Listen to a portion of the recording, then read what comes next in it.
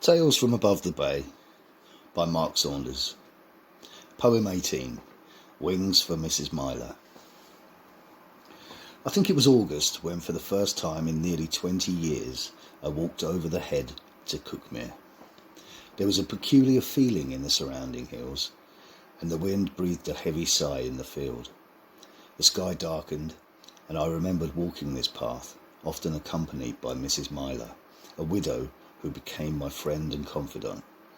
At first we would acknowledge each other whilst walking the same path, same time, 3 or 4 days a week. Soon we would be walking, chatting together, and becoming more familiar with each other's lives.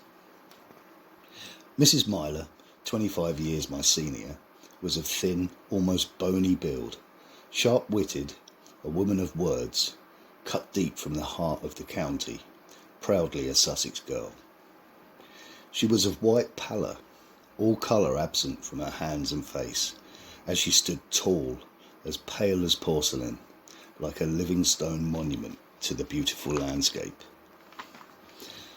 A photo I took of Mrs. Myler on one occasion came to mind. She stood at the summit of the hill, arms out to the side, features almost lost among the backdrop of chalk cliffs.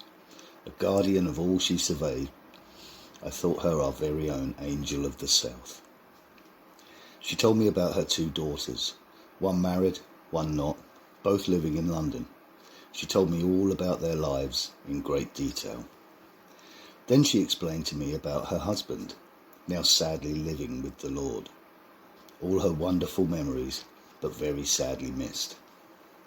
She told me many times how she would love to be a bird. She almost longed for it, to soar high above the cliffs and fields, enjoying the beautiful scenery from above, away from the ogres and fools of this world. She spoke of gliding and riding the thermal winds, and the incredible sensation of freedom one would experience. As she relayed this thought to me, she seemed to become lost inside it, as if transfixed by a vision in her mind. I remember feeling a calmness in these moments, and a fondness for my friend Carol Myler, as I'd since learned was her name. I suppose, in all, my acquaintance with Mrs. Myler lasted only about 3 months. My life became more hectic, and myself and the family moved back to the city. I often thought of Mrs. Myler in the years that passed. I would picture her in my mind. I would see only her face, and never her walking, but her more as a presence, an element that lives and breathes in the sky above those cliffs and hills and the patchwork of fields we once walked. I didn't get a chance to say goodbye to Mrs. Myler, but as I walked in our footsteps that August morning, I could almost feel her beside me. I suppose she'd be too old to manage such a strenuous and uneven track by now.